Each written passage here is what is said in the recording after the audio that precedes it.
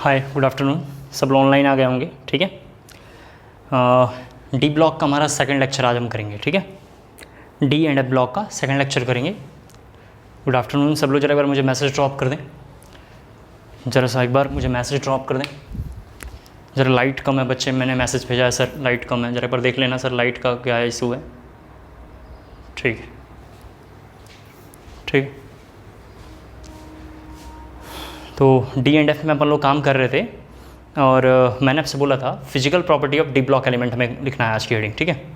पिछले क्लास में बहुत टॉपिक हमने कवर कर लिया है और आज की क्लास की जो हमारी हेडिंग है physical property of D block element.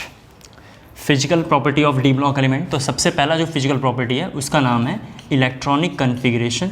मैंने ये पढ़ा दिया है इसलिए केवल लिख रहा हूँ इलेक्ट्रॉनिक कन्फिग्रेशन और स्लैश वैलेंसी लिख देता हूँ। फर्स्ट तो पढ़ा दिया है लेकिन लिख दिया है, जरा देखिए। फर्स्ट मैंने पढ़ा दिया और इसको लिख दिया मैंने electronic configuration and valency. Second नाम है एटॉमिक साइज। सेकंड हमारी हेडिंग है एटॉमिक साइज, ठीक है। तो सेकंड से हम लोग आज पढ़ना शुरू करेंगे। फर्स्ट हमने पिछले क्लास में कवर कर लिया है। आज की क्लास की हमारी मेन हेडिंग है physical property of D block element. क्या हेडिंग है एक बार ज़रा सा मैसेज मुझे ड्रॉप करें। एक बच्चा बोल रहा है सर कि बीच में ऑडियो ब्लैंक कर रहा है। ठीक तो चल रहा है यार, तुम लोग ब्लैकमेल करते हो मास्टरों को, हट पागलो, ठीक है।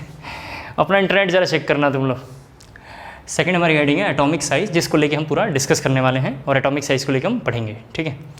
तो सबसे पहले आपको लिखना है थोड़ा सा, मैं फिर बताऊंगा। लिखना है the variation of atomic radii, the variation of atomic radii RADII, the variation of atomic radii RADII radii in D block elements is irregular. In D block elements is irregular. Full stop पे लिखना। Paragraph जरा change करके लिखना। In the first transition series on moving from left to right, bracket में लिखना period, size first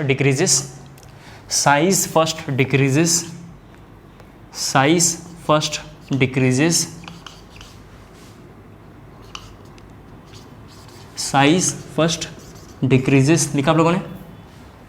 फिर लिखना then remain constant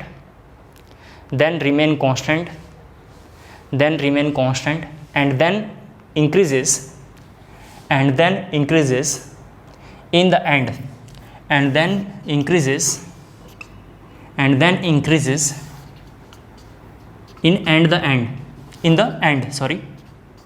in the end। सभी बच्चे देखो क्या रीज़न है। आपको तो पता है पीरियोडिक टेबल में हमने पिछले क्लास में डिस्कस किया कि लेफ्ट टू राइट बढ़ने पे जेड अप बढ़ता है। पीरियोडिक टेबल में क्या होता है, लेफ्ट टू राइट बढ़ने पे, जरा मैं इधर लिख रहा हूँ, लेफ्ट टू राइट बढ़ने पे क्या होता है, जेड एफ बढ़ता है। जेड एफ क्या होता है, effective nuclear charge. Z F क्या होता है, इफेक्टिव न्यूक्लियर चार्ज। जैसे फॉर एग्जांपल नहीं समझ में आ रहा तो यहाँ देखो 3D1 3D2 4s2 यहाँ पर लिखा हुआ है। देखो सभी बच्चे जरा स्क्रीन पे देखें। 3D3 4s2 3D5 4s1, ये एक्सेप्शन है। पिछले क्लास में हमने एक्सेप्शन को लेकर डिस्कस कर लिया है। ये 3D5 4s2 3D6 4s2 3D7 4s2 3D8 4s2 3D10 4s1 3D10 4s2। आपको तो पता है ये भी एक्सेप्शन है। पिछले क्लास में हमने देख लिया है इन सबों को, टॉपिकों को। अब जरा देखते हैं, हमें दिखाई दे रहा है कि जरा ये देखो 1 2 3 5 5 6 7 8 10 मुझे ये दिखाई दे रहा है कि लेफ़्ट टू राइट बढ़ने पे एक वैल्यू बढ़ रही है। कौन सी वैल्यू बढ़ रही है, नंबर ऑफ प्रोटॉन बढ़ रहा है। 1 2 3 4 5 इस तरीके से देखिए, 1 2 3 5 5 6 7 8, उसके बाद 10 दो बार बढ़ रहा है। इसका मतलब बेसिकली क्या बढ़ रहा है, जेड अप बढ़ रहा है। जेड का मतलब क्या होता है, number of proton. Number of proton बढ़ रहा है। नंबर ऑफ प्रोटॉन हमारा इंक्रीज कर रहा है। जब नंबर ऑफ प्रोटॉन इंक्रीज करेगा तो इसी को हम लोग बोलते हैं जेड अप बढ़ रहा है। जैसे ही जेड अप बढ़ता है आपको तो पता है कि साइज़ क्या हो जाएगा, कम हो जाएगा, क्योंकि Z F is inversely proportional to size. एक बात ये। दूसरा जरा देखो यहाँ पे क्या हो रहा है, यहाँ पे ड्यू टू इलेक्ट्रॉनिक रिपल्सन, ऐसा लिख देता हूँ, ड्यू टू इलेक्ट्रॉनिक रिपल्सन आप जानते हैं शिल्डिंग इफेक्ट, एक टॉपिक मैंने आपको पढ़ाया था, शिल्डिंग इफेक्ट थोड़ी देर पहले या कल की क्लास में शायद पढ़ाया था, तो आप देख लेना। ड्यू टू इलेक्ट्रॉनिक रिपल्सन होने की वजह से क्या होगा, साइज़ हमारा बढ़ जाएगा। मैंने कल आपको पढ़ाया था, कल के लेक्चर में, उम्मीद करता हूँ कोई डाउट नहीं आना चाहिए। तो इसमें साइज़ बढ़ जाएगा। बीच में क्या होगा, बीच में 2 फैक्टर काम कर रहे हैं, बीच में 2 फैक्टर्स काम कर रहे हैं। फैक्टर नंबर 1 क्या है, जरा सा देखिए आप, फैक्टर नंबर 1 है जेड एफ बढ़ रहा है। तो जेड एफ बढ़ता है तो आप जानते हैं क्या होगा, साइज़ हमारा कम होगा। और दूसरा अपोजिट फैक्टर एक और काम कर रहा है। दूसरा अपोजिट फैक्टर क्या कर रहा है, ये वाला काम कर रहा है। ये वाला फैक्टर का नाम शिल्डिंग इफेक्ट था, पिछले क्लास में हमने देख लिया है। इस फैक्टर का क्या नाम है, शिल्डिंग इफेक्ट है। इस फैक्टर का नाम क्या है, शिल्डिंग इफेक्ट है, हमने पिछले क्लास में देख लिया है। तो दूसरा शिल्डिंग इफेक्ट काम कर रहा है। और आप जानते हैं कि जैसे ही शिल्डिंग इफेक्ट काम करेगा, जैसे ही यहाँ पे शिल्डिंग इफेक्ट काम करेगा, देख लें, या स्क्रीनिंग इफेक्ट काम करेगा, तो ऐसे केस में साइज़ क्या होगा, बढ़ जाएगा। तो एक काउंटर घटा रहा है और एक क्या कर रहा है, बढ़ा रहा है। जैसे ही दोनों एक घटाएगा, मान लो अगर आपको किसी ने 5 मीटर आगे खींचा और फिर किसी ने 5 मीटर पीछे खींचा, तो साइज़ आप जानते हैं रिमेन क्या हो जाएगा, कांस्टेंट। तो ऐसे केस में जो साइज़ की वैल्यू हो जाएगी वो क्या हो जाएगी, कांस्टेंट। यानी डी ब्लॉक में, जरा थोड़ा ध्यान सुनना है, यानी डी ब्लॉक में साइज़ का पैटर्न रेगुलर नहीं है। कैसा है, इरेगुलर है। पहले हमारा बढ़ता है, मतलब साइज़ घटता है, फिर बीच में कांस्टेंट रहता है और फिर बढ़ता है। और तीनों के जो फैक्टर्स हैं वो अलग अलग हैं। इसमें क्या है, जेड एफ बढ़ रहा है, जेड एफ बढ़ता है तो साइज़ हमारा, हमने आपको बताया, कम होता है। इसमें जेड एफ काम कर रहा है, साइज़ को कम कर रहा है, लेकिन एक शिल्डिंग इफेक्ट भी काम करता है। शिल्डिंग इफेक्ट आप जानते हैं, इलेक्ट्रॉन आउटर मोस्ट सेल में, मतलब जो है आउटर मोस्ट सेल के अंदर पेनल्टीमेट सेल में बढ़ जाएंगे, जो आउटर मोस्ट सेल को और अंदर आने नहीं देंगे, और उनके बीच में रिपल्सन होगा, तो साइज़ हमारा बढ़ जाएगा। क्लियर हो पा रहा होगा, ये दोनों टॉपिक आपने कवर कर लिया है। जरा इसको जल्दी से लिख लीजिए, ठीक है, कॉपी हो गया। थोड़ा और आगे बढ़ें, लिखना आपको ऑन मूविंग, फिर से इसको लिखने के बाद लिखना है ऑन मूविंग,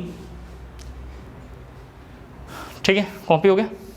लिखते हैं आगे, on moving from first transition series, on moving from first transition series, on moving from first transition series, on moving from first transition series to second transition series, size increases,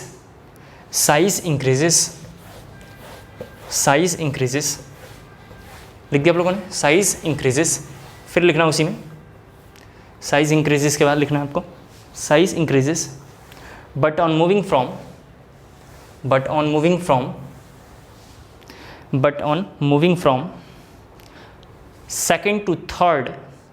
second to third and third to fourth, but on moving from second to third and third to fourth transition series, size almost remain same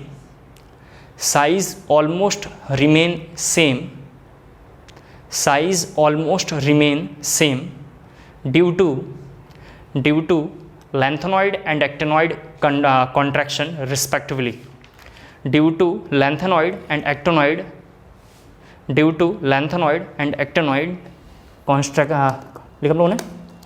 contraction, lengthenoid and actinoid contraction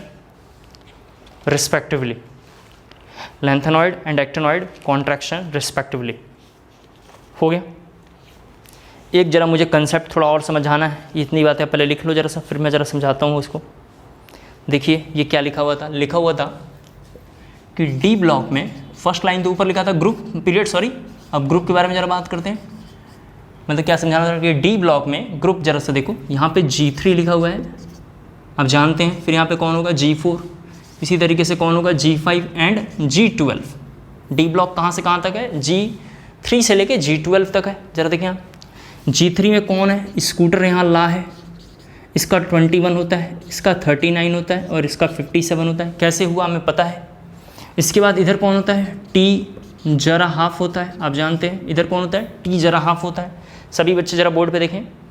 तो अगर size का order मैं बोलूँ तो मैं कहना चाह रहा हूँ, ज़रा देखो साइज़ का ऑर्डर मैं कहना चाह रहा हूँ, इसको 3D बोलते हैं। ऐसे सीरीज जहाँ से स्टार्ट होगी, ये जहाँ से स्टार्ट होता है उसको 3D बोलते हैं। ये जहाँ स्टार्ट होगा उसको 4D बोलते हैं, थोड़ा ध्यान रखना है। और ये जहाँ स्टार्ट होता है उसको हम 5D बोलते हैं। थोड़ा बोर्ड पे देखते चलें, 3D 4D 5D क्या मैंने इधर लिख दिया है। तो ऐसे केस में पहले का साइज़ का ऑर्डर ऐसा कुछ होगा, थोड़ा देख लो। सबसे बड़ा साइज़ किसका होगा? लैंथेनम का। सभी बच्चे ज़रा देखें, सबसे बड़ा किसका होगा? लैंथेनम का। फिर किसका होगा? वाई का। कम, फिर किसका कम होगा? एससी का। ये किसके लिए साइज़? G3 के लिए। ये किसके लिए है? G3 के लिए, ये साइज़ का ऑर्डर।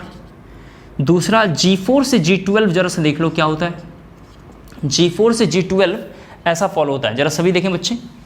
TI ये लिखा हुआ है, TI देखते चलो, इसका सबसे कम होगा और ZR और HF का बराबर होगा। G4 से G12 में ये होता है, मतलब मैं समझा नहीं सर, ऐसा अगर किसी ने पूछा तो G5 का जरा देखो आप। G5 में क्या होता है? इधर देखो, G5 में क्या होता है? O नवाब था, आपको याद होगा। तो मैं अगर बोलूँ G5 का ऑर्डर तो O सबसे कम, V कम में होगा, ठीक है। नवाब जो था वो थोड़ा सा ज़्यादा होगा और था जो होगा उस तरीके का ऑर्डर होगा। यानी मैं समझाना चाह रहा हूँ कि G4 से G12 का ऑर्डर में लास्ट के दो बराबर होंगे। लास्ट के कौन कौन से दो? 4D 5D बराबर होंगे और जो ये थर्ड होगा वो क्या होगा? कम होगा। क्यों ऐसा हो रहा है? क्योंकि लैंथेनॉइड कॉन्ट्रैक्शन यहाँ पे काम कर रहा है। क्यों हो रहा है?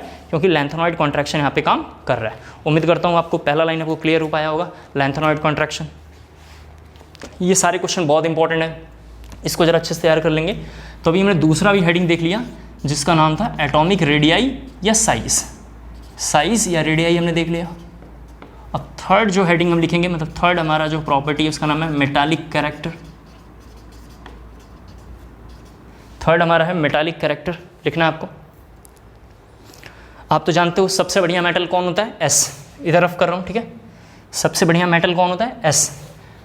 क्लियर हो पा रहा होगा। उसके बाद कौन सा थोड़ा सा और ख़राब मेटल है? पी ब्लॉक का, यानी सबसे बढ़िया मेटल एल्कली मेटल। फिर कौन होगा? Alkaline earth metal. फिर उसके कंपेयर में थोड़ा सा कमज़ोर कौन होगा? तो ग्रुप 13 में एल्यूमिनियम और गैलियम। और सबसे कमज़ोर या सबसे घटिया कौन सा होने वाला है? डी ब्लॉक का, ठीक है। तो हमें ये लिखना है the metallic character of transition metal, the metallic character of transition element और मेटल, जो अच्छा लगे लिख लो। The metallic character of transition element और metal is lower than S block metal, is lower than S block metal, is lower than S block metal due to first point लिखेंगे their smaller size, due to first point लिखेंगे their smaller size और second point लिखेंगे high ionization energy, second point लिखेंगे high ionization energy, high ionization energy, full stop। Paragraph जरा change करके लिखना है और उसके नीचे अंडरलाइन करना है। पैराग्राफ जरा चेंज करके और उसके नीचे अंडरलाइन लिखना है the melting point and boiling point, लिखेंगे the melting point and the boiling point of D block elements, of D block elements, of D block elements, of D block elements, the melting point and boiling point of D block elements are greater than S block metal, are greater than S block metal due to extra covalent bond, due to extra covalent bond in addition to लिखा आप लोगों ने metallic bonding, in addition to metallic bonding due to presence of partial filled d orbital, due to presence of partial filled d orbital, due to presence of partial filled d orbital, due to presence of partial filled d orbital। यहाँ देखिए ज़रा example, अगर मैं example को लेके बात करूँ तो एस ब्लॉक का कोई भी मेटल लेंगे, जैसे आपने पोटेशियम लिखा तो ये देखो 4s1 आता है, सोडियम लोगे तो 3s1 आएगा, लिथियम लोगे तो 2s1 आएगा। तो इसके बीच में जो बॉन्ड होगा वो केवल बॉन्ड का नाम होगा मेटालिक बॉन्ड। और मेटालिक बॉन्ड कैसा होता है? हमने केमिकल बॉन्डिंग के लेक्चर में पिछले साल मेटालिक बॉन्ड डिस्कस किया है। तो ये हो गया।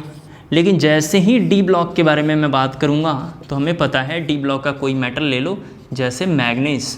तो मैग्नीज का कन्फिग्रेशन होता है आर्गन, यहाँ पे देख लो, और यहाँ पे है 3d5 और 4s2। तो मुझे समझ में आ रहा है यहाँ पे एक जो है एस ब्लॉक, यानी एक तो मेटालिक बॉन्डिंग काम कर रहा है। एस ब्लॉक में कौन सा बॉन्ड होता है? मेटल, तो मेटालिक बॉन्ड काम करेगा। एक बॉन्ड तो मेटालिक बॉन्ड है, लेकिन आपको याद होगा डी में भी एक बॉन्ड होगा जिसका नाम डी पाई पी पाई होता था। अगर आपको थोड़ा मोड़ा याद हो, पिछले क्लास में हमने इसको बॉन्डिंग में डिस्कस किया था। डी पाई पी पाई बॉन्ड बनता है और डी पाई पी पाई बॉन्ड एक तरीके का कोवैलेंट बॉन्ड है। कैसा है? कोवैलेंट बॉन्ड है।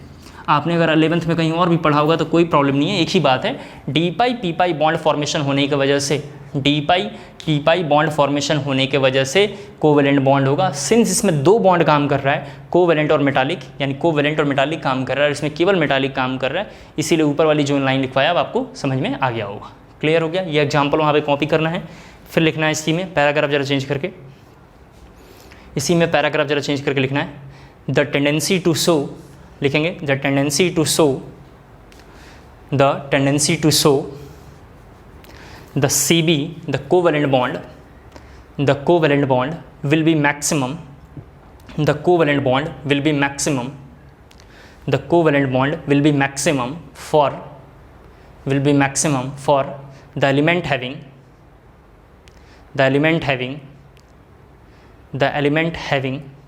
maximum number of unpaired electron,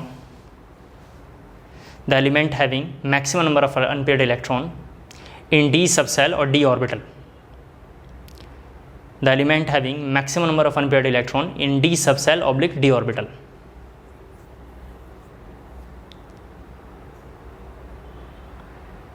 दोबारा एक बार पूरी बात बोलता हूँ, हमने क्या बोला है, the tendency to show the CB will be maximum for the element having maximum number of unpaired electron, the element having maximum number of unpaired electron, ठीक है, in d subshell oblique d orbital, oblique d orbital।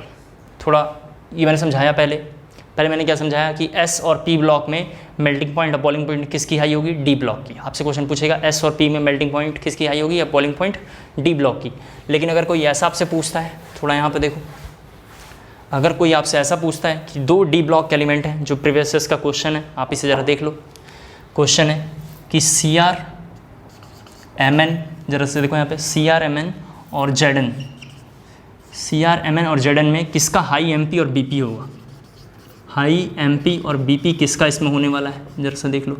ये question जब आएगा तो ऐसे case में हम क्या करेंगे, पहले सबको लिखेंगे। तो CR का 24 लिखूँगा, आर्गन मैं ऐसा सीधा बॉक्स बना रहा हूँ क्योंकि मैंने पिछले क्लास में पढ़ा दिया है। तो 1 2 3 4 5 और 4s1 होता है। नंबर ऑफ अनपेड इलेक्ट्रॉन जरा से देखो कितना होगा, नंबर ऑफ अनपेड इलेक्ट्रॉन 6। अगर मैं मैग्नीज के बारे में बात करूँगा तो 25 लिखूँगा। आर्गन जरा सा देखो यहाँ पे 5 बॉक्स बनाएंगे, 1 2 3 4 5 और S में लेकिन 2। कितना अनपेड इलेक्ट्रॉन हुआ इसमें सर, 5। कितना हुआ, 5। लेकिन जब मैं Zn को देखूँगा तो Zn के बारे में तो आप जानते हो, पिछले क्लास में हमने आपको पढ़ाया है, आर्गन और 3D10। तो D में हम इस तरीके से बना लेते हैं। ये देखिए 10 हो गया। 10 का मतलब जरा सा ये देखो इस तरीके का बना हुआ है, ये 10 है। अब 4s2 का मतलब ये हो गया। इसका मतलब मैं समझाना ये चाहता हूँ आपसे कि इसमें अनपेड इलेक्ट्रॉन की वैल्यू 0 होगी।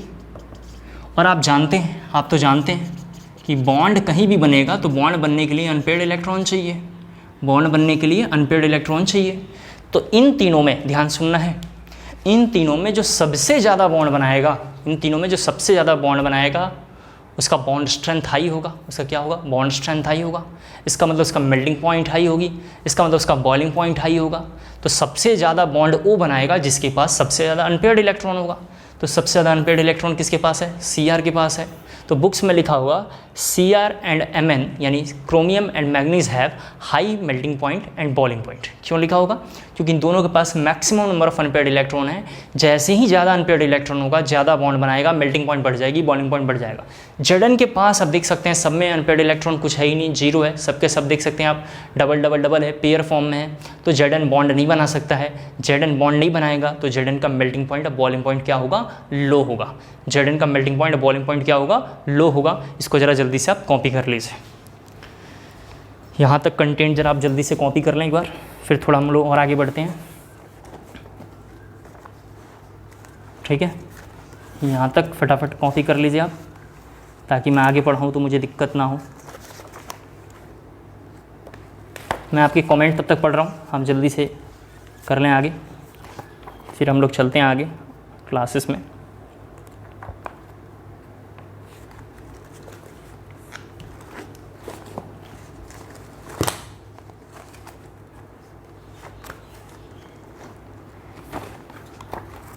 हो गया, एक बार ज़रा सभी मैसेज बच्चे ज़रा ड्रॉप करके बताएं क्या हो गया।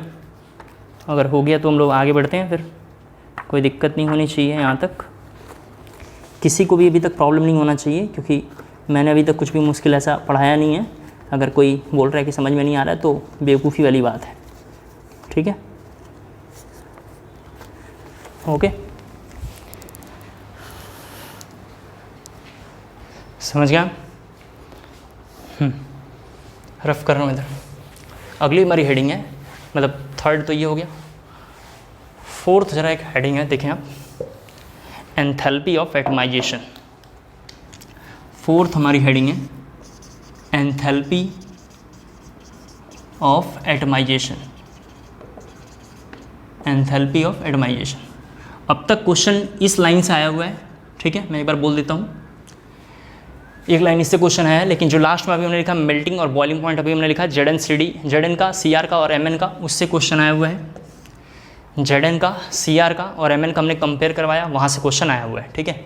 इससे क्वेश्चन नहीं आया हुआ है तो नहीं आएगा, लेकिन लिखेंगे इसमें एंथैल्पी ऑफ एटमाइजेशन में, द एंथैल्पी ऑफ एटमाइजेशन, इसमें लिखेंगे the enthalpy of atomisation, the enthalpy of atomisation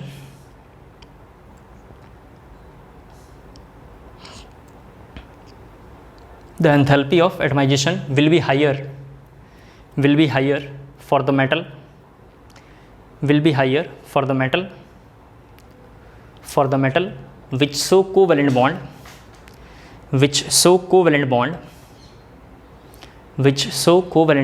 in addition to metallic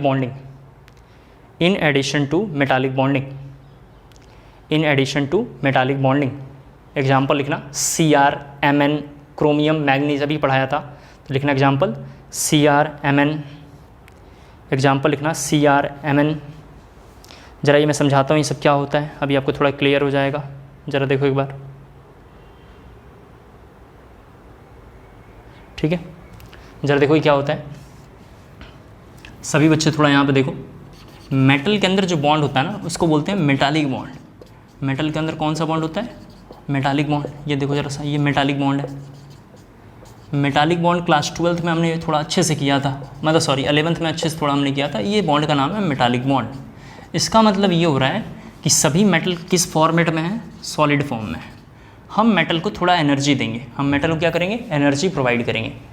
जैसे ही एनर्जी देंगे ये मेटल सॉलिड से सीधा गैस में आ जाएगा, क्योंकि मेटल लिक्विड में तो जा ही नहीं सकता है, तो मेटल क्या होगा? सॉलिड से सीधा गैस में आ जाएगा।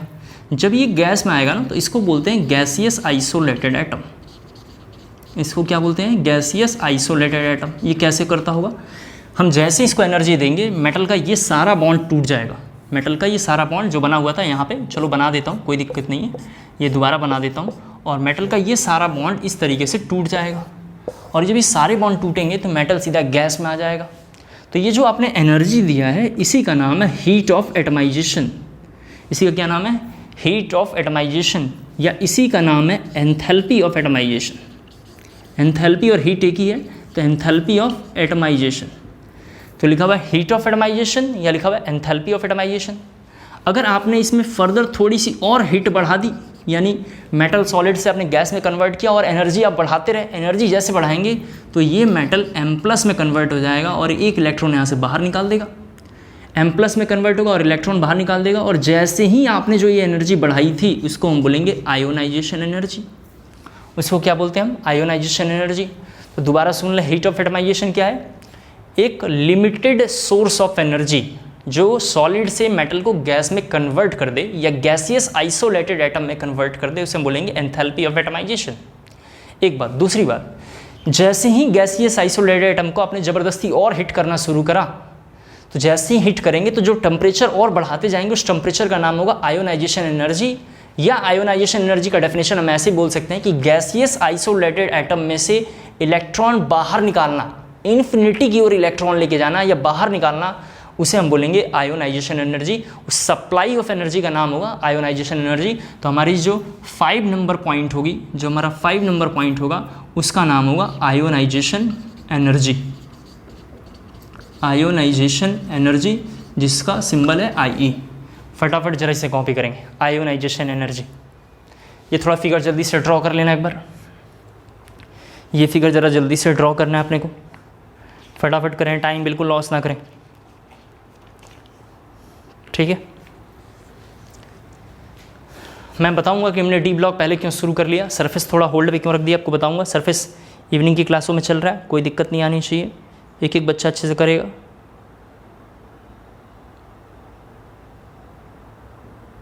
हम जैसे करवाएं वैसे करो, नो मोर क्वेश्चन, ठीक है। लिखेंगे इसमें आयोनाइजेशन एनर्जी में, on moving left to right, लिखेंगे on moving left to right ionization energy, on moving left to right ionization energy, ठीक है। On moving left to right ionization energy will increase first, will increase first, will increase first, लिखा आप लोगों ने, will increase first, लिखना then constant, then constant, then constant, then constant,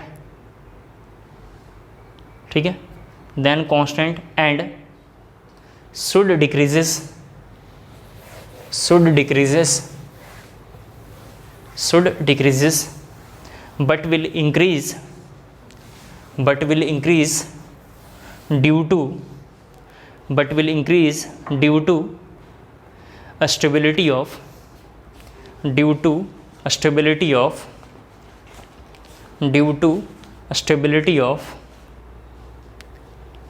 fully filled configuration, fully filled configuration of CU and Zn, of CU and Zn, of C U and Z N, of C U and Z N, ये क्या लिखा हुआ है यहाँ देखिए आप, ठीक है। आयोनाइजेशन एनर्जी के कुछ फैक्टर्स हैं, जरा सा देख लो क्या फैक्टर है। फैक्टर नंबर 1 है कि साइज, साइज के इन्वर्सली प्रोपोर्शनल होगा। फैक्टर नंबर 2 जो है उसका नाम है जेड एफ, तो जेड एफ के डायरेक्टली प्रोपोर्शनल होगा। फैक्टर नंबर 3 जो है जरा देखें, half filled and fully filled के डायरेक्टली प्रोपोर्शनल होगा।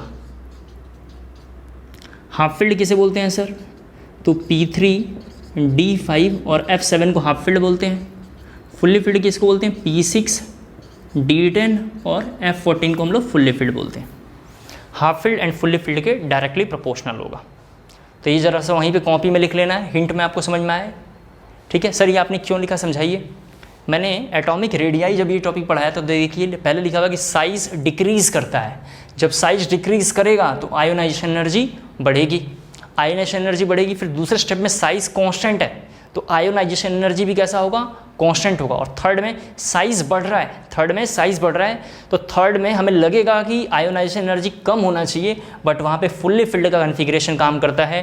फुल्ली फिल्ड कन्फिग्रेशन सर समझ में नहीं आ रहा है, तो फुल्ली फिल्ड कन्फिग्रेशन ये है 3D10 4s1 देख सकते हैं, या Zn के अगर हम देखेंगे तो ये भी लिखा हुआ है 3D10 4s1। Fully filled configuration काम करने की वजह से इसकी आयोनाइजेशन एनर्जी कैसी होगी, हाई होगी, क्योंकि हाफ फिल्ड और फुल्ली फिल्ड के डायरेक्टली प्रोपोर्शनल है। उम्मीद करता हूँ आपको क्लियर हो गया होगा। इसके बाद फिर से लिखेंगे पैराग्राफ, जरा चेंज करके लिखने के बाद लिखना है on moving top to bottom, on moving top to bottom, on moving top to bottom ionisation energy, ionisation energy, ionisation energy लिख दिया आप लोगों ने। Ionisation energy will decreases, ionisation energy will decreases, will decreases, फिर लिखना from first to second, from first to second, from first to second and third, from first to second, from first to second transition state लिखना, sorry थोड़ा ये ठीक कर लेना, first to second transition series, transition series, but will increase, but will increase, but will increase further from second to third, but will increase further from second to third, second to third, second to third। ये देखो जरा से क्या लिखा हुआ है, सभी बच्चे जरा स्क्रीन पे देखेंगे, लिखा हुआ है यहाँ जरा देखो, लिखा हुआ है G3 में ऑर्डर ऐसा फॉलो करेंगे, G3 में ऑर्डर ऐसा फॉलो करेंगे 5D 4D 3D। आपको 5D मैंने बताया था, जैसे यहाँ देखो ये स्कैंडियम होगा, ये यहाँ पे स्कूटर यहाँ ला, तो ये ऑर्डर चल रहा है 4, 5, 6, 10, ग्रुप नंबर 4, 5, 6, 10 आप जरा से देख लेंगे कहाँ पे है। ग्रुप नंबर 4, 5, 6, 10 में ऐसा ऑर्डर फॉलो होगा 3D, 4D और 5D, यानी 4, 5, 6 और 10 में ऑर्डर रिवर्स हो जाएगा। बाकी जो G7 है ये एक्सेप्शन है, थोड़ा आपको याद करना पड़ेगा। 8, 9, G7, 8, 9 जरा से देख लें। और आपको तो पता है 12 ग्रुप होता है, तो G7 से लेके 12 तक ये D ब्लॉक का एक्सेप्शन है, आपको याद रखना पड़ेगा, कोई चॉइस नहीं है आपके पास। G7, 8, 9, 11 और 12 अगर हम इनमें आएंगे तो इनमें जो साइज़ का ऑर्डर होगा 4D, और ये 3D को बीच में लिखना है और 5D को बाद में लिखना है। ये पूरा रिवर्स हो रहा है, आप देख सकते हैं ये पूरा रिवर्स हो रहा है, और बीच में लास्ट वाले में आके हम चेंजेस कर रहे हैं। ज़रा इसको कॉपी कर लेंगे। अब तक के क्लासों में, बोर्ड में, जेई में, नीट में इन 3 टॉपिक से क्वेश्चन आए हुए हैं, जो हमने यहाँ पे जिन पे मैं मार्क कर रहा हूँ, यहाँ से क्वेश्चन आया है, मतलब इसको पढ़ के जाना चाहिए, ठीक है। ये कॉपी कर लिया होगा आपने। 5 के बाद 6 नंबर जो प्रॉपर्टी है उसका जरा सा नाम देखें, लिखा हुआ NCERT में तो इसका नाम लिखा होगा ट्रेंड। जरा देखें NCERT में इसका नाम लिखा होगा ट्रेंड इन द, ऐसे लिखा हुआ ट्रेंड इन द Mn+m, और लिखा होगा M/Mn+ इलेक्ट्रोड पोटेंशियल। मैं आपको बताना चाहता हूँ कि सबसे ज़्यादा इम्पॉर्टेंट यही है, यहाँ से क्वेश्चन आएगा, सबसे ज़्यादा इम्पॉर्टेंट है, यहाँ से पक्का क्वेश्चन आएगा। और ये हमने कहाँ पे किया है, इलेक्ट्रोकेमिस्ट्री में किया है, इसीलिए मैं इलेक्ट्रो के तुरंत बाद D ब्लॉक आपको पढ़ा रहा हूँ, ताकि आप भूल ना जाएं और आपसे गड़बड़ ना हो। ये कैसे पता चल रहा है इलेक्ट्रो पोटेंशियल क्या होता है, हमने इलेक्ट्रोकेमिस्ट्री में देखा है। ये क्या होता है इलेक्ट्रोकेमिस्ट्री में देखिए, इसका नाम ऑक्सीडेशन पोटेंशियल है, इसका क्या नाम है रिडक्शन पोटेंशियल है। ये सारे टॉपिक हमने इलेक्ट्रोकेमिस्ट्री में कवर कर लिया है, तो 6 नंबर पॉइंट मैं पढ़ाऊंगा नहीं, ये हेडिंग केवल लिख के छोड़ देना है, मैंने पढ़ा दिया। और ब्रैकेट में लिख लेना रेफर टू इलेक्ट्रोकेमिस्ट्री, क्योंकि हमने इसको इलेक्ट्रोकेमिस्ट्री में पूरा कवर किया है, मोस्ट इंपॉर्टेंट टॉपिक है, इसको जरा अच्छे से तैयार करना है। क्या आपसे क्वेश्चन आएगा, इनमें से इलेक्ट्रो पोटेंशियल कितना है, किसका डिक्रीज करेगा नहीं करेगा, तो सर ये आंसर कहाँ मिलेगा, application of electrochemical series. Application of electrochemical series देखोगे वहीं से ये लाइन आया हुआ है, और आप डेफिनेटली बहुत अच्छा स्कोर करेंगे, मुझे पूरा विश्वास है। हो गया, कर लेंगे ये। फिर इसी में थोड़ा सा भी और लिखना ionisation energy of D block metals, ionisation energy of D block metals, ionisation energy of D block metals, ionisation energy of D block metals is greater than S block metal, is greater than S block metal due to, is greater than S block metal due to, first point लिखेंगे their small size, first point लिखेंगे their small size, और second point लिखेंगे higher ZF, higher effective nuclear charge, higher ZF, higher effective nuclear charge, higher ZF, higher effective nuclear charge। Full stop. फिर paragraph जरा change कर लेना है, chemical reactivity of D block metals, chemical reactivity of D block metals will be lesser than S block metal, will be lesser than S block metal, will be lesser than S block metal। 6 number property हमने ये cover कर लिया। 7 number properties again question आया हुआ है, इसका नाम है ऑक्सीडेशन स्टेट। कहाँ क्वेश्चन आया हुआ है सर, बोर्ड में, जेई में, नीट में, इनसे क्वेश्चन है, तो लिखेंगे अगला पॉइंट ऑक्सीडेशन स्टेट। लिखेंगे इसमें दे सो SHOW या दे एग्जिबिटेड, एक ही बात है, दे एग्जिबिटेड और सो एक ही बात है। Variable oxidation state, variable oxidation state, they so variable oxidation state due to ability of vacant d orbital, due to ability of vacant d orbital, due to ability of vacant d orbital, due to ability of vacant d orbital। वहाँ पे ये लिखना है oxidation state. सभी बच्चे ज़रा देखें, ये ऑक्सीडेशन स्टेट लिखना है, मैं बताता हूँ ये क्या है, अभी फ़िलहाल आप लिखें, ये सभी बच्चों को लिखना जरा सा ऑक्सीडेशन स्टेट। ये +3 है यहाँ पे, ये +2 है, इधर सब में +2 है, देखें +3 है और ये +5 है। सॉरी, वैनेडियम का +5 होता है, अगर मैं Cr का आऊँगा तो केवल ये +1 होता है। Cr का कितना होगा, +1 होगा। जरा सभी बच्चे देख लो, +1 होगा, और क्या होगा +3 हो सकता है, और क्या होगा +3 +5 +3 CR का +1 +3 और +5 नहीं +6 लिख लेते हैं, +6 सॉरी ये +6, और MN का होता है +2 +3 +5 +4 सॉरी कुछ भी लिख सकते हैं, 2 3 4 5 6 7 2 3 4 5 6 7 तक होता है, 7 तक होता है। फिर MN में जब हम आएंगे तो आपको पता है Fe का कितना होता है, 2 होता है, 3 होता है और 6 होता है। ये ऑक्सीडेशन स्टेट है, जरा इसको कॉपी भी करना है आपको, एक पैटर्न में लिखना है। देखो जरा सामने एक पैटर्न में लिखा है, आपको भी एक पैटर्न में लिखना है।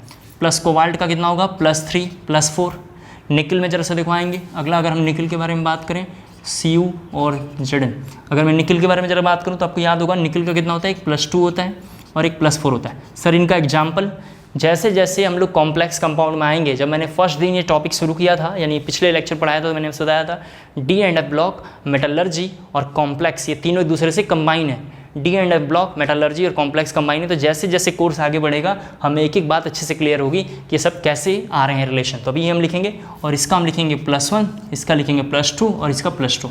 तो मुझे ये दिखाई दे रहा है कि शुरू में ऑक्सीडेशन स्टेट इंक्रीज कर रहा है, ध्यान से देखो, और बाद में डिक्रीज करता हुआ दिखाई दे रहा है। बाद में क्या कर रहा है, डिक्रीज करता हुआ दिखाई दे रहा है। तो जरा ये जल्दी से फिगर ड्रॉ करना है आपको।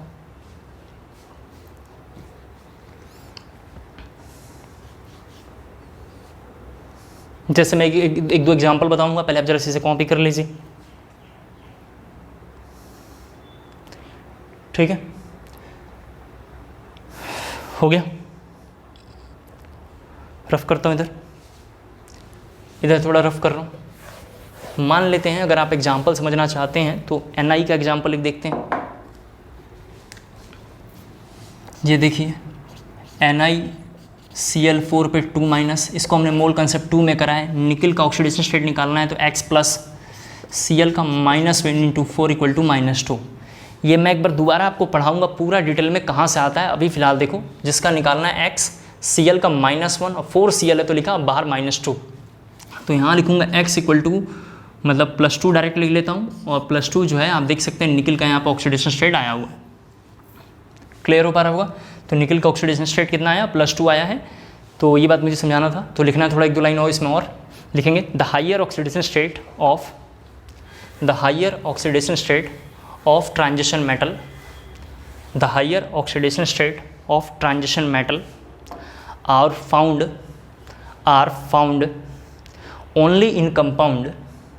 only in compound with oxygen, are found only in compound with oxygen and fluorine, with oxygen and fluorine। Full stop पे लिखना है, फुल स्टॉप पे लिखना है। Oxygen and fluorine stabilize, oxygen and fluorine stabilize these higher oxidation state, these higher oxidation state, these THESC, these higher oxidation state because of first point लिखेंगे, because of first point लिखेंगे fluorine due to its high electronegativity। first point लिखेंगे fluorine due to its high electronegativity it can easily remove electron from the metal, it can easily remove electron from the metal, it can easily remove electron from the metal। Second point लिखेंगे oxygen, second point लिखेंगे oxygen, oxygen के अंदर लिखना है, second point oxygen है, उसके अंदर लिखना है first point high electronegativity. Second point हमारा ऑक्सीजन, उसके अंदर फर्स्ट पॉइंट है हाई इलेक्ट्रोनेगेटिविटी, और सेकेंड पॉइंट लिखेंगे tendency to form p-pi-d-pi bond. ये मैं बताऊंगा अभी आपको, p-pi-d-pi bond, p-pi-d-pi bond. Example लिख लेना है यहाँ पे MnO4 Fe2O3 Cl2O7 2-। जब मैं ये पढ़ाऊंगा ना अभी थोड़ी देर में, मतलब 2-3 क्लास के बाद ये टॉपिक पढ़ाऊंगा, तो ये मैं पूरा डिटेल में पढ़ाने वाला हूँ। आपको परेशान होने की ज़रूरत नहीं है कि p-pi-d-pi क्या होता है, मैं पढ़ाऊँगा। अभी बस फिलहाल लिख लेंगे, ठीक है। फिर ज़रा देखो एक कंसेप्ट थोड़ा यहाँ पे और है। एक कंसेप्ट हमने पिछले कई महीने पहले पढ़ा था कि जिसका ऑक्सीडेशन नंबर ज़्यादा होगा उसकी एसिडिटी ज़्यादा होती है। इस कंसेप्ट से अब तक जेईई मेंस में एक ही क्वेश्चन 4 बार और मेडिकल में एक ही क्वेश्चन 5 बार, ठीक है। जेईई मेंस में एक ही क्वेश्चन 4 बार और मेडिकल में एक ही क्वेश्चन 5 बार रिपीट हुआ है। तो ये लिखना है oxidation number is directly proportional to acidity. लिखना है when central atom are same, when central atom are same, when central atom are same. जैसे ये एग्जांपल एक कर लेते हैं, हालांकि इस चैप्टर का नहीं है लेकिन कर लेते हैं। चलो यहाँ पे Cl का ऑक्सीडेशन स्टेट कितना है +1, यहाँ पे कितना है +3, यहाँ पे कितना है +5 और यहाँ कितना है +7। सर आपको कैसे पता चला कितना कितना है? तो रूल ये है कि जितना केटायन होता है उतने ही एनायन होते हैं। बहुत बेसिक कंसेप्ट, हालांकि पूरा डिटेल में हमने पढ़ाया मोल कंसेप्ट 2 में, लेकिन बेसिक कंसेप्ट देखो यहाँ पे। तो यहाँ पे -4 है, -2 है ऑक्सीजन का चार्ज कितना होता है -2, तो -2 × 4 कितना होगा -8। यहाँ पे कितना प्लस है, वो एक ही प्लस है। कैसे पता चला? हाइड्रोजन का एक प्लस, तो कितना कम हो रहा है 7, तो हमने लिख दिया 7। यहाँ पे -2 × 3 कितना होगा -6। जब -6 होगा और हाइड्रोजन की वैल्यू कितनी है +1, तो कितना कम हो रहा है +5, तो लिख दिया हमने बैलेंस करने के लिए। यहाँ -2 जब 4, तो यहाँ +1 है तो 3 की कमी है तो 3 लिख दिया। तो आप देख सकते हैं सबसे ऑक्सीडेशन नंबर 4th में है, सबसे ऑक्सीडेशन नंबर किस में है 4th में है। तो अगर मैं एसिडिटी के बारे में बात करूँगा तो 4th सबसे ज़्यादा होगा, क्योंकि oxidation number high, acidity high. फिर कौन होगा 3, फिर कौन होगा 2 और फाइनली कौन होगा 1। 4, 3, 2, 1 का ये ऑर्डर होगा। इसको ज़रा आप कॉपी कर लीजिए और हमें यही लिखना है थोड़ा सा। तो लिखेंगे द कंपाउंड, कॉपी कर लो जल्दी से, एक बच्चा बोल रहा है थोड़ा कॉपी कर लेने दीजिए। मैं मैसेज पढ़ता हूँ लेकिन सारे मैसेज का रिप्लाई थोड़ी ना दे सकता हूँ यार। ये बच्चा बोल रहा है कि सर मैसेज रीड नहीं कर रहे हैं आप। रीड करता हूँ लेकिन आपसे जब बात करूँगा तो पढ़ाएगा कौन? मुझे ये समझ में नहीं आ रहा, आपसे अगर बात करूँगा तो पढ़ाएगा कौन? इसलिए हम बात ज़्यादा नहीं कर सकते आपके साथ।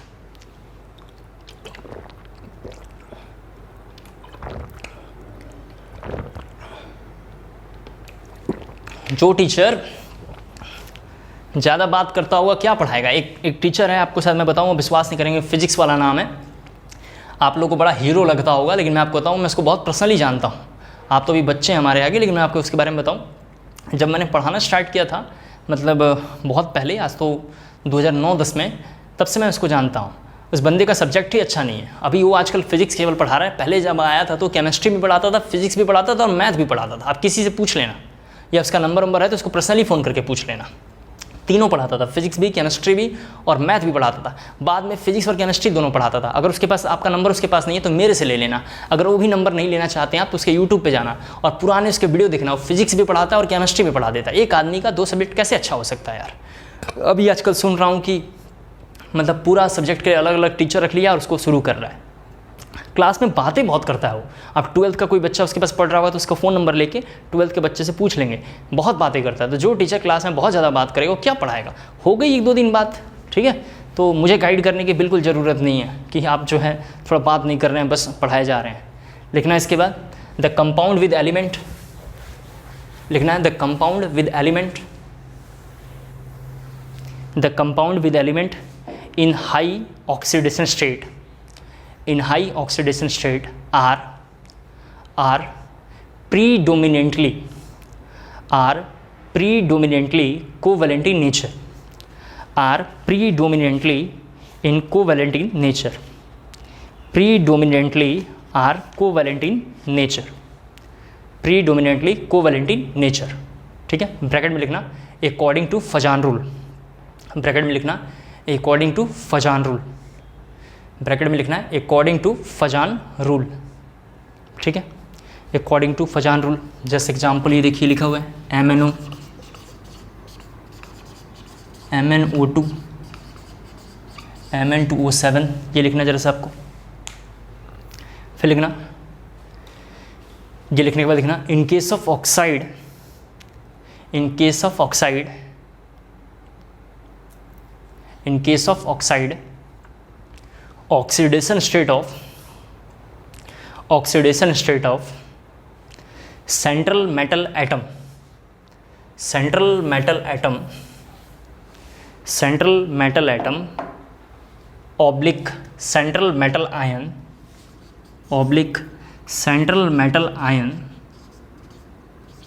ऑब्लिक सेंट्रल मेटल आयन, हो गया सेंट्रल मेटल आयन, ब्रैकेट में लिखना CMA/CMI, आज से हम लोग अब ये नाम इंट्रोड्यूस करेंगे, ठीक है। अब मतलब 3 चैप्टरों में ये नाम चलेगा, टी ब्लॉक में, एफ ब्लॉक में, कॉम्प्लेक्स कंपाउंड में और मेटलर्जी में। तो 3 चैप्टर में अब ये नाम चलने वाला है।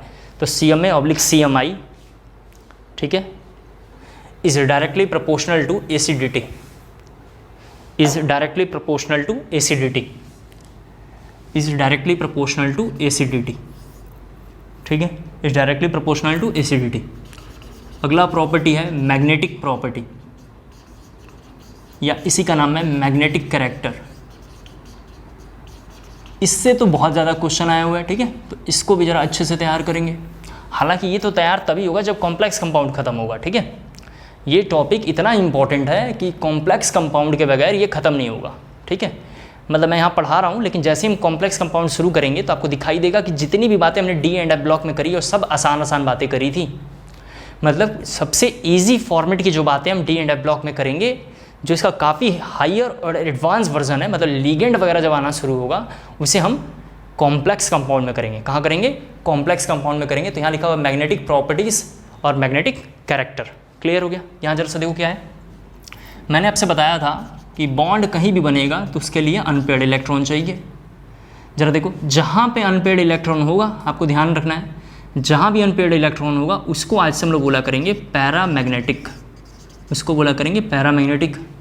जहाँ पे नो अनपेयर्ड इलेक्ट्रॉन, अनपेयर्ड नहीं होगा, डेट इज़ क्या होगा? सब पेयर्ड होगा। पेयर्ड कैसे होता है मैंने कल के लेक्चर में समझाया था।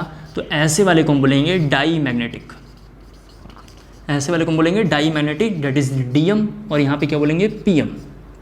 दोबारा एक बार बोलता हूँ पूरी बात। मैग्नेटिक प्रॉपर्टीज़ और मैग्नेटिक कैरेक्टर से बहुत क्वेश्चन आए, जिस पे हम टिक कर रहे हैं उससे क्वेश्चन आया हुआ है। मैग्नेटिक प्रॉपर्टी से जब भी क्वेश्चन आएगा तो आपको परेशान होने की ज़रूरत नहीं है। इसको हम पूरा डिटेल में कॉम्प्लेक्स कंपाउंड में पढ़ेंगे कि पैरामैग्नेटिक क्या होता है, डाई मैग्नेटिक क्या होता है, कैसे बनते हैं, क्या आंसर आने वाला है, वगैरह वगैरह सारी बातें हम डिस्कस कर देंगे। अभी मैं यहाँ समझाना चाहता हूँ कि पैरामैग्नेटिक कैसे होता होगा। जहाँ पे अनपेयर्ड इलेक्ट्रॉन आएगा, यानी presence of unpaired electron, that is paramagnetic. और एब्सेंस ऑफ क्या बोल सकते हैं हम? Unpaired electron, that is diamagnetic. Diamagnetic का सिंबल ये होता है, पैरामैग्नेटिक का ये सिंबल होता है। इसके बाद एक टॉपिक यहाँ पे लिखा हुआ है मैग्नेटिक मूवमेंट। जरा सा देखो, इसी के अंदर है मैग्नेटिक मूवमेंट, जिसका सिंबल है म्यू। म्यू इक्वल टू होता है रूट में n और n+2 bm लिखा हुआ है यहाँ पे। bm का मतलब Bohr magneton, where n equal to यहाँ पे लिखा हुआ है नंबर ऑफ अनपेयर्ड इलेक्ट्रॉन, और bm इक्वल टू होता है बोहर मैग्नेटन। ठीक है, ये ज़रा जल्दी से कॉपी करना है आपको, ये ज़रा जल्दी से कॉपी कर लीजिए। मैं 1-2 क्वेश्चन इस पर आपको करके बताता हूँ, फिर आपको पूरी बात क्लियर हो जाएगी। इससे क्वेश्चन कैसा आएगा आपको समझ में आ जाएगा, फिर आप थोड़ा ट्राई कर लेना। हो गया? मैग्नेटिक प्रॉपर्टी मैंने समझा दिया। वैसे मैग्नेटिक प्रॉपर्टी पूरा डिटेल में कब क्लियर होगा? ये जब कॉम्प्लेक्स कंपाउंड होगा। ये जो ट्रेंड इन ये लिखा हुआ है इलेक्ट्रोड पोटेंशियल, ये टॉपिक कब क्लियर होगा? जब आपका इलेक्ट्रोड पोटेंशियल मतलब इलेक्ट्रोकेमिस्ट्री बहुत अच्छा होगा। तो यहाँ से क्वेश्चन इलेक्ट्रोकेमिस्ट्री से अच्छा आएगा। आयोनाइजेशन एनर्जी, एटॉमिक साइज़ कब अच्छा होगा? जब आपका पीरियोडिक टेबल अच्छा होगा। तो हमने थोड़ा हिंट में बोल दिया है, अब इसको रफ कर रहा हूँ। 1-2 क्वेश्चन जरा मैं समझाता हूँ, थोड़ा आपको क्लियर हो पाए। तो फर्स्ट क्वेश्चन आपको लिखना है, 3-4 क्वेश्चन कर लेते हैं इसमें, ठीक है। तो फर्स्ट क्वेश्चन आपको लिखना है इसमें, the magnetic movement of Fex+। ये एनसीईआरटी के क्वेश्चन हम 2-3 करेंगे ताकि आपको क्लियर हो पाए। The magnetic movement of Fex+ के लिखा पड़ा हुआ है is root 35 bm, is root 35 bm Bohr magneton. हो गया? What will be the value of x, what will be the value of x। ठीक है, ऐसा क्वेश्चन पहला आएगा। तो कैसे निकालेंगे? देखिए, अपने पास म्यू इक्वल टू होता है रूट में n+2 bm। रूट में 35 दिया हुआ है, जरा सा देख लो। रूट में क्या लिखा हुआ है? 35 गिवन है। 35 को क्या हम ऐसे लिख सकते हैं? 7 × 5 बिल्कुल लिख सकते हैं।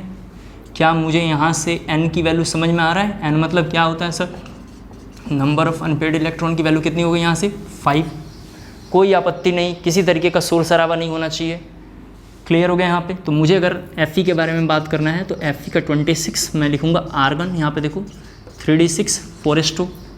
d6 का कन्फिग्रेशन बनाएंगे तो ये 1 2 3 4 5 और 6, 1 2 3 4 5 और ये 4s2 हो गया, कोई आपत्ति नहीं। लिखा है कि 5 अनपेड इलेक्ट्रॉन है।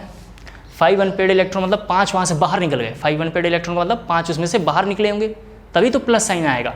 अगर Fe के ऊपर ऐसा साइन आया था, ज़रा देखें, Fe के ऊपर ऐसा साइन आया हुआ है और x आपसे पूछता है तो x कैसे आया होगा, उसमें से इलेक्ट्रॉन बाहर निकलेंगे। तो इसमें से 5 इलेक्ट्रॉन बाहर निकालो तो ये एक,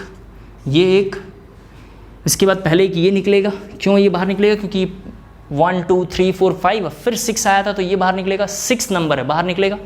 फिर ये बाहर निकलेगा, फिर ये बाहर निकलेगा।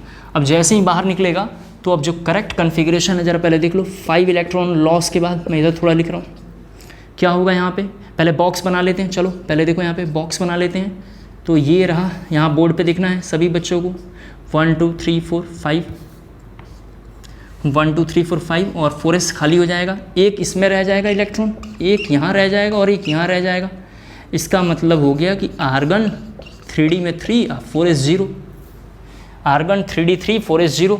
इसका मतलब हो गया, ज़रा देखो, सॉरी हमने गलत कर दिया। हाँ, एक बच्चे ने मैसेज लिखा सर आपने यहाँ पे गलत लिख दिया। दोबारा एक बार बोलता हूँ, पूरी बात देखो, आपको लिखना नहीं, आप रुक जाओ ज़रा सा।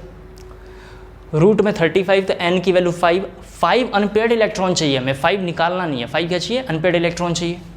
तो अगर 5 मैं यहाँ अनपेड इलेक्ट्रॉन देखूँ तो 3d6 4s2 है तो 5 अनपेड इलेक्ट्रॉन कब होगा? जरा यहाँ पे देखो, 5 अनपेड इलेक्ट्रॉन कब होगा? कब होने वाला है? जब यहाँ से 2 इलेक्ट्रॉन बाहर निकल जाए और 1 इलेक्ट्रॉन ये बाहर निकल जाए। जब ये 1 इलेक्ट्रॉन बाहर निकल जाएगा तो 5 अनपेड इलेक्ट्रॉन ऐसा होगा। 2 इलेक्ट्रॉन यहाँ से बाहर निकल जाए और 1 इलेक्ट्रॉन यहाँ से बाहर निकल जाए तो इस बार अब नंबर ऑफ अनपेड इलेक्ट्रॉन कितना होगा? 5 होगा। नंबर ऑफ अनपेड इलेक्ट्रॉन कितना होगा? 5 होगा। तो कितने इलेक्ट्रॉन बाहर निकले, जितना इलेक्ट्रॉन बाहर निकलेगा वो मेटल पे चार्ज होगा। तो मैं बोल सकता हूँ कि 3 इलेक्ट्रॉन बाहर निकला तो x की वैल्यू कितनी होगी? 3 हो जाएगी। दोबारा एक बार पूरा मैं क्वेश्चन सॉल्व करता हूँ, 2-3 क्वेश्चन हम करेंगे तो थोड़ा हमें क्लियर होगा। मैग्नेटिक प्रॉपर्टी हम कब निकालते हैं? अनपेड इलेक्ट्रॉन के लिए निकालेंगे। किसके लिए निकालेंगे? अनपेड इलेक्ट्रॉन के लिए निकालेंगे। मैं बोल रहा हूँ, आप इसको जरा कॉपी करते रहें। दूसरा पॉइंट मैंने बोला, अनपेड इलेक्ट्रॉन होगा तो पैरामैग्नेटिक होगा। अगर वहाँ पे पेयर्ड फॉर्म में होगा, अनपेड नहीं होगा तो डाईमैग्नेटिक होगा। पेयर्ड होगा तो बॉन्ड नहीं बनाएगा, अनपेड होगा तो बॉन्ड बनाएगा। फिर हमने बोला रूट से दोनों को कंपेयर किया तो यहाँ n की वैल्यू 5 आ गई, मतलब 5 अनपेड इलेक्ट्रॉन चाहिए, 5 निकालना नहीं है। यहाँ पे 5 चाहिए, निकालने वाला कोई और केस है, हम बताएंगे उसका नाम होता है कॉम्प्लेक्स कंपाउंड। इसके बाद हमने जब यहाँ पे देखा तो यहाँ से 2 इलेक्ट्रॉन बाहर निकल गए और यहाँ से 1 इलेक्ट्रॉन बाहर निकल गया। कैसे पता चला? सर ये निकालना, आपने ये नहीं निकाला। 1 2 3 4 5 फिर 6, तो जो लास्ट में भरे हैं उसी को हम पहले निकालेंगे। तो लास्ट में भरा है तो बाहर निकल जाएगा। फिर इस तरीके से हम आएंगे, वगैरह वगैरह कर देंगे। और जैसे ही हमने यहाँ से निकाला तो नंबर ऑफ अनपेड इलेक्ट्रॉन की वैल्यू 5। जितना इलेक्ट्रॉन बाहर निकालते हैं उस पर प्लस साइन आता है। सोडियम से 1 इलेक्ट्रॉन बाहर निकालता है, 1 प्लस। मैग्नीशियम पे 2 इलेक्ट्रॉन बाहर, 2 प्लस। तो Fe से 3 इलेक्ट्रॉन बाहर निकला तो 3 प्लस और x की वैल्यू यहाँ से 3 हो जाएगी। टाइप क्वेश्चन 1 यानी क्वेश्चन नंबर 1 इस तरीके का आ सकता है। क्वेश्चन नंबर 2 जरा लिखते हैं, इसको रफ कर रहा हूँ। क्वेश्चन नंबर 2 के बारे में जरा हम थोड़ा बात कर लें एक बार पहले। सरफेस भी साथ साथ हम लोग कर रहे हैं, ठीक है, और मेटलर्जी भी करेंगे, परेशान होने की ज़रूरत नहीं है, ठीक है। क्वेश्चन नंबर 2 जरा देखो क्या हुआ है। मान लेते हैं ऐसा लिखा हुआ है, जरा देखो, Fe2+, इसका बोल रहा है कि म्यू निकालना है आपको। म्यू मतलब आप समझ रहे हैं, मैग्नेटिक इसका मूवमेंट निकालना है, इसका मैग्नेटिक मूवमेंट निकालना है आपको, ये निकालना है। कैसे निकलेगा जरा सा देखो आप। सबसे पहले Fe लिखेंगे, यहाँ बोर्ड पे देखिए आप। तो Fe कैसे निकालेंगे, यहाँ देखो, Fe इक्वल टू होता है आर्गन और यहाँ है 3d6 और यहाँ है 4s2। d6 का मतलब बोर्ड पे जरा सभी बच्चे देखें, ठीक है, 1 2 3 4 और एक 5 और s का मतलब ये हो गया। 2 प्लस साइन है, 2 प्लस साइन का मतलब हो गया कि इसमें से 2 इलेक्ट्रॉन का लॉस, 2 इलेक्ट्रॉन का लॉस। 2 इलेक्ट्रॉन लॉस का मतलब ये आर्गन तो एज इट इज़ रहेगा, 3d6 भी एज इट इज़ रहेगा, लेकिन 4s पे 0 आ जाएगा, ये दोनों बाहर निकलेंगे। हर बार ऐसा लेकिन लिखना है, नहीं तो कन्फ्यूजन बहुत रहता है। तो अब मैं अगर Fe के बारे में बात करूँगा तो ये होगा आर्गन, ज़रा सा देख लो, बॉक्स बना लेते हैं, सॉरी बॉक्स बनाना था, इसके बाद मैं यहाँ बना देता हूँ पहले बॉक्स। D में 6 ज़रा देख लो आप, 1 2 3 4 5 6 और s का 0। प्लीज़ बोर्ड पे देखें, अगर मैं नंबर ऑफ अनपेड इलेक्ट्रॉन के बारे में बात करूँगा तो इस बार 4 है। 1 2 3 4 नंबर ऑफ अनपेड इलेक्ट्रॉन कितना हो गया? 4 हो गया। तो अगर मैं यहाँ से म्यू के बारे में बात करूँगा तो म्यू का फॉर्मूला होता है रूट में n और n+2 डेट इज़ रूट में लिखूँगा 4 और लिखूँगा 4+2 डेट इज़, आप समझ गए होंगे, रूट में कितना हो जाएगा 6 और रूट में 64। कितना हो जाएगा? रूट में 64। जरा ये आपको कॉपी करना है जल्दी से, रूट में ज़रा जल्दी से लिखना 64, जल्दी से ज़रा कॉपी कर लें। फिर एक थर्ड टाइप का क्वेश्चन कर लेते हैं, 4 क्वेश्चन कर लेंगे डिफरेंट डिफरेंट नेचर का। थोड़ा बार मैं कैलकुलेटर यूज़ कर लूँ ताकि आपको जो क्वेश्चन पूछना चाहता हूँ आपको समझ में आ जाए। कोई बच्चा थोड़ा मुझे ये बताए,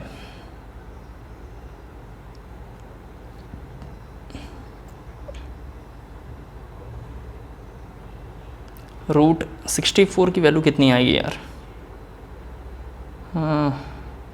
64 ले लेते हैं, 8 आ जाएगा तो गलत चल रहा है। रूट 64 के हिसाब से और कोई क्वेश्चन थोड़ा देखते हैं, कुछ गलत हो रहा है क्या? 4 2 6 24, सॉरी ये 24 है, सॉरी यहाँ पे गलत कर दिया तुमने, 24 है। 4+2 6 × 4 24, ठीक है। यहाँ थोड़ा मिस्टेक हो गया मेरे से, इसको ठीक कर लेंगे, इसको रफ कर। रूट 24 की वैल्यू ज़रा सा देखें कितना हो सकता है, कोई बच्चा बताए रूट 24 की वैल्यू कितनी होगी? एक बार ज़रा मैं कैलकुलेट कर लेता हूँ अपने कैलकुलेटर पे, परेशान होने की ज़रूरत नहीं है आपको। रूट 24 की वैल्यू 4.8, तो क्वेश्चन कर लेते हैं। चलो एक क्वेश्चन लिखो थोड़ा सा। क्वेश्चन है इफ़ ज़रा देखो mu equal to 4.819 BM, if mu equal to 4.819 BM, then calculate number of unpaired electron, then calculate number of unpaired electron, then calculate number of unpaired electron। जरा यहाँ देखें, इसको करने के लिए 2 मेथड है। मेथड 1 तो ये है कि म्यू इक्वल टू होता है रूट में n और n+2, तो इसको ऐसे लिख लें 4.819 इक्वल टू रूट में n और n+2 करके वगैरह वगैरह सॉल्व करें। मेथड 2 ज़रा सा देखें क्या है, जो सबसे आसान है, वेरी इंपॉर्टेंट, ठीक है, बहुत इंपॉर्टेंट है। मेथड 2 है कि जैसे ही आपसे क्वेश्चन में पूछेगा कि 4819 मान लेते हैं दिया हुआ BM, तो आपसे पूछता है इसका अनपेड इलेक्ट्रॉन कितना होगा, तो आपको ध्यान रखना है कि अनपेड इलेक्ट्रॉन हुआ है जो ये वैल्यू लिखी होगी, डेसिमल के जो इधर वैल्यू लिखा होगा ना, डेसिमल के जो इधर वैल्यू लिखा होगा ये अनपेड इलेक्ट्रॉन होगा। डेसिमल के जो इधर लिखा होगा ये किसका होगा? अनपेड इलेक्ट्रॉन होगा। जितना भी लिखा हो 1.23 तो 1 अनपेड इलेक्ट्रॉन, 2.34 तो कितना अनपेड इलेक्ट्रॉन? 2 अनपेड इलेक्ट्रॉन, 5.678 तो 5 अनपेड इलेक्ट्रॉन, 5 पॉइंट या किसी तरीके का पॉइंट लिखा होगा जो इधर की वैल्यू होगी ना, ये इसका अनपेड इलेक्ट्रॉन होगा, ये इसका क्या होगा? अनपेड इलेक्ट्रॉन होगा। इसको ज़रा एक बार कॉपी कर लें और मुझे ज़रा मैसेज ड्रॉप करके बताएं यहाँ तक में कोई डाउट, मुझे एक बार ज़रा मैसेज करके ड्रॉप करके बताएं कि यहाँ तक में कोई डाउट, ठीक है। तो बढ़ता हूँ आगे, कोई दिक्कत नहीं है, क्लियर हो गया। एक क्वेश्चन और मैग्नेटिक मूवमेंट का ज़रा कर लेते हैं। अच्छा, आपको कैसे पता चला सर इतना अनपेड इलेक्ट्रॉन होगा? शॉर्टकट आपको कैसे समझ में आया? इसके जस्ट ऊपर वाले क्वेश्चन को देखिए, उसमें रूट में 24 आया हुआ है और रूट में 24 की वैल्यू कितनी है? 4 ही आ रही है, आप देख सकते हैं। एक और ज़रा सा कर लेते हैं मैग्नेटिक मूवमेंट का क्वेश्चन, ज़रा देखो आप, एक और कर लेते हैं मैग्नेटिक मूवमेंट का क्वेश्चन। लिखेंगे arrange the following in increasing order of, arrange the following in increasing order of their magnetic character, in increasing order of their magnetic character, जिसमें फर्स्ट लिखा हुआ है FeCl3, यहाँ पर जरा देखें -3, सेकेंड लिखा हुआ है यहाँ जरा देखें FeCN6 -2, थर्ड जरा से यहाँ देखें NiCN4 -2 एंड द फोर्थ जरा देखें CrCl4 -3। एक बार मैं ज़रा सा 2-3 बातें आपको बोल दूं। कोई बच्चा से पूछेगा ये कहाँ से आया, कॉम्प्लेक्स कंपाउंड में हम समझेंगे इसको, कहाँ देखेंगे कॉम्प्लेक्स कंपाउंड में। ये -1 सब भी कहाँ से आया, सब कॉम्प्लेक्स कंपाउंड में होगा। बस ये क्वेश्चन यहाँ पे पूछा हुआ है, तो कैसे करेंगे, ऑक्सीडेशन स्टेट निकालेंगे। जैसे पहला मैं निकाल के दिखाता हूँ, देखो यहाँ पे फर्स्ट निकाल के दिखाता हूँ, आप उसके बाद कर लेना। जिसका निकालना है उसके लिए एक्स Fe का निकालना है। Cl का -1 चार्ज होता है इंटू 3 इक्वल टू -3, तो यहाँ से x की वैल्यू कितनी आएगी 3। तो मैं कहना चाह रहा हूँ कि इस लाइन में Fe पे कितना चार्ज लिखा हुआ है +3। Fe पे कितना लिखा हुआ है +3। जब Fe पे +3 लिखा हुआ होगा तो इसमें कितना होगा 3d5 4s0। तो नंबर ऑफ अनपेयर्ड इलेक्ट्रॉन की वैल्यू इसमें कितनी होगी, आप समझ गए होंगे कितना होगा 5। मैंने यहाँ पे थोड़ा हिंट में लिख दिया, आप समझ पाएँ, ठीक है, कर लेना। चलिए यहाँ पे देखिए Cn का कितना लेते हैं, Cn का भी -1 होता है, Cn का भी चार्ज लेंगे। जैसे यहाँ पे देखो Cn का, मैं इधर जरा समझा दे रहा हूँ। Cn का देखो यहाँ पे लिखा हुआ है 6 -2 लिखा हुआ है यहाँ पे, सॉरी। तो x प्लस Cn का कितना -1 into 6 equal to -2, x equal to कितना हो जाएगा +4।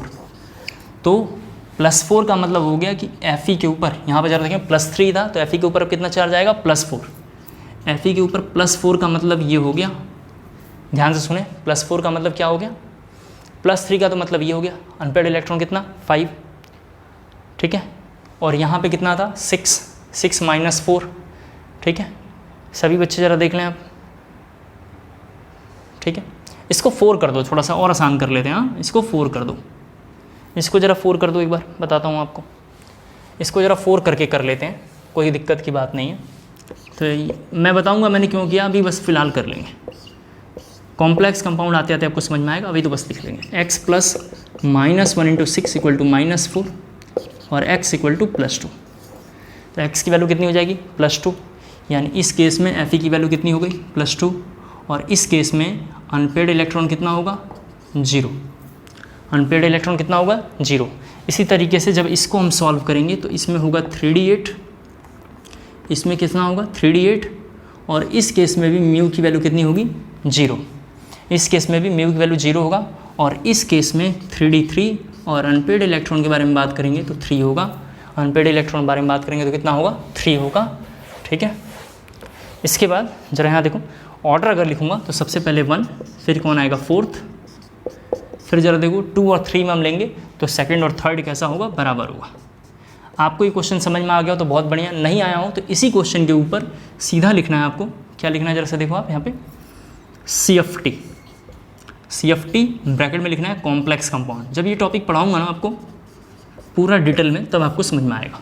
काफ़ी बड़ा टॉपिक है, जब मैं आपको पूरा डिटेल में इसको पढ़ाऊँगा तब आपको शायद समझ में आ जाएगा। क्लियर हो पाया, इतनी बातें समझ गए होंगे आप, कोई दिक्कत नहीं आना चाहिए। बहुत अच्छा आप पढ़ रहे हैं, ऐसे ही धीरे धीरे कंटिन्यू पढ़ना है। आप समझ गए होंगे हमने डी ब्लॉक पहले क्यों स्टार्ट किया था, और अभी आपको 2 लेक्चर ये डी ब्लॉक में हो गए हैं। सरफेस और मेटालर्जी भी आपको साथ साथ लेक्चर मिलता रहेगा, तो हम 3 चैप्टर साथ साथ कर रहे हैं, surface, metallurgy and D&F block. इस वीक में यानी 7 डेज़ के अंदर ये तीनों चैप्टर हमारे खत्म हो जाएंगे। एक बार जब हमारे ये 3 चैप्टर खत्म हो जाएंगे, तो इसके बाद थोड़ा हम लोग आगे बढ़ेंगे काइनेटिक्स, न्यूक्लियर और पी ब्लॉक एक साथ करेंगे। काइनेटिक्स, न्यूक्लियर और पी ब्लॉक हम एक साथ करेंगे, ठीक है। तो आज के लिए इतना बहुत है। Thank you so much.